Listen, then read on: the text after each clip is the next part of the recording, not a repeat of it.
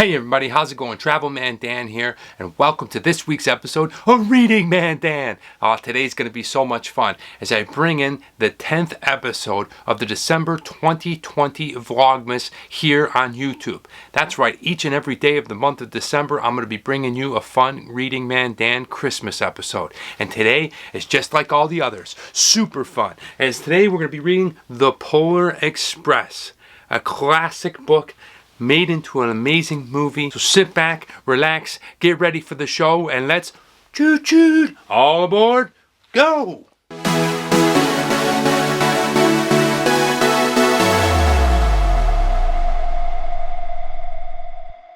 Appreciate you guys stopping by and checking out today's video. If you're new to the channel and you haven't already, be sure to go ahead and hit that subscribe button right there. Ring the bell so you're notified when new episodes come out each and every week. And now let's go ahead and get started as I'm going to read to you The Polar Express.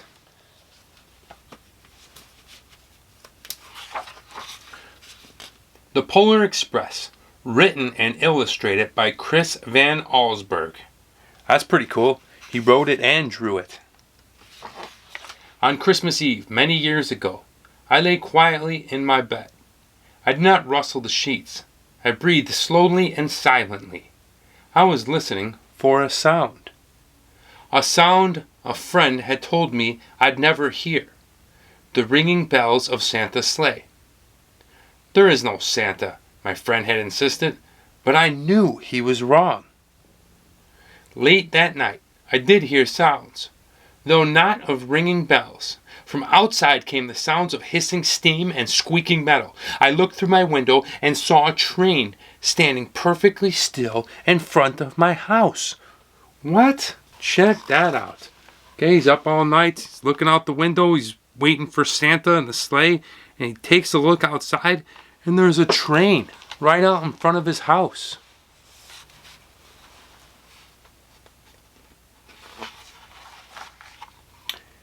Wow.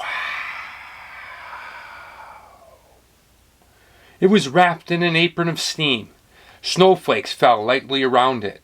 A conductor stood at the open door of one of the cars. He took a large pocket watch from his vest, then looked up my window. I put on my slippers and my robe. I tiptoed downstairs and out the door. "All aboard!" the conductor cried out. I ran up to him. "Well," he said, "are you coming?" "Where?" I asked. "Why, to the North Pole, of course."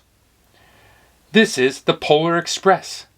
I took his outstretched hand and he pulled me aboard. Look at that beautiful train, right? Pulls up. The conductor says, "Well, this is the Polar Express and we're headed for the North Pole. Hop on. You coming or you staying?" Let's find out a little more about the Polar Express. That's what I'm talking about. We are feasting. The train was filled with other children, all in their pajamas and nightgowns. We sang Christmas carols and ate candies with nougat centers as white as snow. We drank hot cocoa as thick and rich as melted chocolate bars. Oh, that sounds delicious. Outside, the lights of towns and villages flickered in the distance as the Polar Express raced northward. Wow, take a look.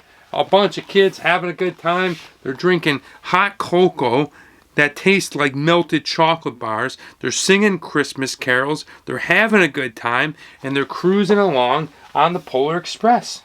Wow. Soon there were no more lights to be seen. We traveled through cold, dark forests where lean wolves roamed and white-tailed rabbits hid from our train as it thundered through the quiet wilderness. All right, take a look, guys. So as you can see, they have left the flickering city lights and now they are thundering through the forest. And look at all the wolves looking at the train.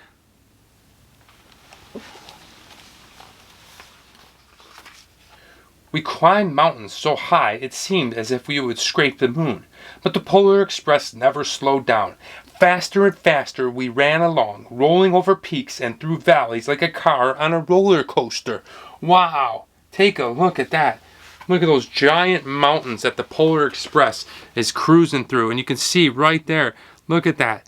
They're almost about to touch the moon. They're so high up. And what a beautiful scene right there. Look at that. You got the forest down below, those epic snow-covered mountains. Absolutely gorgeous. The mountains turned into hills, the hills to snow-covered plains. We crossed the barren desert of ice, the great polar ice cap. Lights appeared in the distance. They looked like the lights of a strange ocean liner sailing on a frozen sea. "There," said the conductor, "is the North Pole." Wow, take a look. So they went over the giant, great ice polar cap, and they're heading along on that bridge, and look at that scene. And what is that off in the distance? And the conductor says, "That, my friends, children, that right there is the North Pole." Wow, this Polar Express taking you all the way to the North Pole. The North Pole. It was a huge city standing alone at the top of the world, filled with factories where every Christmas toy was made. At first, we saw no elves. "They are gathering at the center of the city," the conductor told us. "That is where Santa will give the first gift of Christmas." Santa giving the first gift? What? "Who receives the first gift?" we all asked. The conductor answered, "He will choose one of you." Wow. Take a look. All right. They're inside the city. They're inside the North Pole. And the conductor says, well, all the elves and Santa are in the center of the city, and they're preparing to give the first gift of Christmas. And who will get the first gift? Well, he's going to give it to someone in the crowd, one of the children. It might be you. You might get the first gift of this Christmas. What? "Look," shouted one of the children, "the elves! Yes!" Outside, we saw hundreds of elves. As our train drew closer to the center of the North Pole, we slowed to a crawl. So crowded were the streets with Santa's helpers. When the Polar Express could go no further, we stopped, and the conductor led us outside. Wow, look at that. It is jam-packed right there, okay? Packed with all the elves that are from the North Pole, and they are just crammed in there like the Macy's Day Parade. They're just stuffed in the inside part of the streets of the city, and wow, it is popping right now in the North Pole. Let's see what happens. We pressed through the crowd to the edge of a large open circle. In front of us stood Santa's sleigh. The reindeer were excited. They pranced and paced, ringing the silver sleigh bells that hung from their harnesses. It was a magical sound, like nothing I've ever heard. Across the circle, the elves moved apart and Santa Claus appeared. The elves cheered wildly, "Santa!" He marched over to us and, pointing to me, said, "Let's have this fellow here." He jumped into his sleigh. The conductor handed me up. I sat on Santa's knee and he asked, "Now, what would you like for Christmas?" Oh man, wow, check it out. Look at all the elves that are in the square, and then Santa, you can see his giant sleigh. Santa greets them. Everybody's going wild. They're cheering. And then, wow, to be able to sit on Santa's lap on the epic ceremony and being offered, what would you like for Christmas? Children, what would you like for Christmas this year? I'd love to hear from you. I'm not Santa Claus, but I still would like to hear what you want. So go ahead and drop it down in the comments below. What do I want for Christmas? Well, I get what I want for Christmas each and every year. I get to go back home to Kenmore, New York and see my family and my friends in Buffalo. I'm super excited. Wow! I knew that I could have any gift I could imagine. But the thing I wanted most for Christmas was not inside Santa's giant bag. What I wanted more than anything was one silver bell from Santa's sleigh. When I asked, Santa smiled. Then he gave me a hug and told an elf to cut a bell from a reindeer's harness. The elf tossed it up to Santa. He stood holding the bell high above them and called, "The first gift of Christmas." That is awesome. Check it out. So, the boy didn't want much. He just wanted one silver bell off of Santa's sleigh. And Santa cut it off. Take a look. There it is. The one silver bell off of the reindeer's harness. And he called it out. He said, "This is the first gift of Christmas." Yes! Yes, yes, yes! Christmas! A clock struck midnight as the elves roared their approval. Santa handed the bell to me, and I put it in my bathrobe pocket. The conductor helped me down from the sleigh. Santa shouted out the reindeers' names and cracked his whip. His team charged forward and climbed into the air. Santa circled once above us, then disappeared into the cold, dark polar sky. Wow! Santa, check him out. Cracks the whip. The reindeer takes off into flight, does a couple of flyovers, and then disappears into the night, into the cold, dark, polar night, and is probably going to go start traveling all over the world to drop off presents to everybody. As soon as we were back inside the Polar Express, the other children asked to see the bell. I reached into my pocket, but the only thing I felt was a hole. I had lost the silver bell from Santa Claus's sleigh. "Let's hurry outside and look for it," one of the children said. But the train gave a sudden lurch and started moving. We were on our way home. Oh no. Oh no. The silver bell must have fell out through the hole in his pocket. Now he doesn't have it. And the Polar Express is headed back home. And Santa's off flying around, so unfortunately, I don't think we'll get that silver bell again.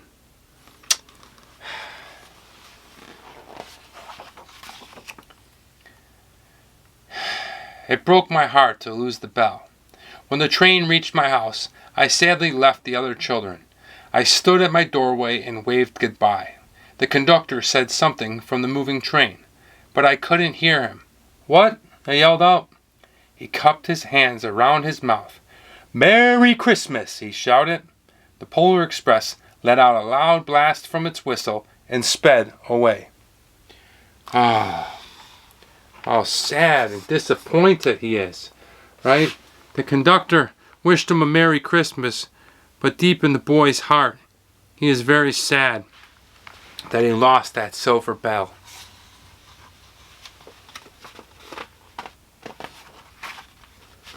On Christmas morning, my little sister Sarah and I opened our presents. When it looked as if everything had been unwrapped, Sarah found one last small box behind the tree. It had my name on it. Inside was the silver bell. There was a note. "Found this on the seat of my sleigh. Fix that hole in your pocket. Signed, Mr. C." I shook the bell. It made the most beautiful sound my sister had ever heard. But my mother said, "Oh, that's too bad." "Yes," said my father, "it's broken." When I had shaken the bell, my parents had not heard a sound. Wow! Check it out. So, Santa found the magic bell. It must have went through the hole in the pocket and lay on his sleigh and hand delivered it, right? There it is, inside that box. But what's really cool about it was when he went ahead and shook it, the parents couldn't hear it. It was only made that beautiful, majestic sound for children.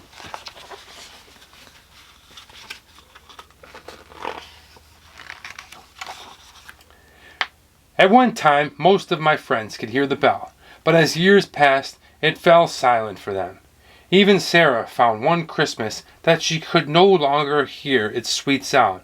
Though I've grown old, the bell still rings for me as it does for all who truly believe. Wow, there it is. The bell. Such a great gift. Such an amazing present to get. Yeah. The end. What a fantastic book. What an amazing story. Just really great. I love this story because the moral of it is that the boy believed in Santa Claus. And all throughout the years, as people continued to grow up, they grew out of it and they well, they didn't believe in Santa Claus. So they couldn't hear the magic that was inside that bell when he rang it. But he continued to hear it because he always believed. Really fun story. I hope that you enjoyed it. Thank you for stopping by and giving me your time and watching this episode. If you're new to my channel and you like what I'm doing, can you go ahead and hit that sub button right there, ring the bell, give me a like, drop a comment down below, let me know what you liked about this video, or if you can suggest another book for me to read here on Reading Man Dan. That's going to do it for today's episode. I hope you saw something cool and fun going on in this book today. Like all the children that were drinking that delicious cocoa that tasted like melted chocolate bars. I hope you learned something new and interesting. Like, well, having the belief in something can last a lifetime, and it's so important. You may be the only one that believes in it, but if it's true in your heart and that's what you believe, carry it for the whole life. Continue to believe, and well, you'll never not see the magic in your beliefs. But most of all, I hope you were inspired to go ahead and read the Polar Express yourself, or maybe watch this video again. This is such a fun book, such a cool story going on. It's won medals. It was made into a brilliant movie. If you get a chance to check it out, I definitely suggest it. I love the story that goes on in this. I love the value that this book brings and teaches children, and I really enjoyed it. I hope you did too. Now I'd like to wish everyone a Merry Christmas if you celebrate Christmas. If you don't, Happy Holidays. But to each and every one of you, I wish you joy, peace, lots of love going into next year. May you have the best year of your life. Thank you so much for watching this video. I'm Travel Man Dan, aka Reading Man Dan, and remember, it's a big world out there. Make sure you see every bit of it. Choo choo.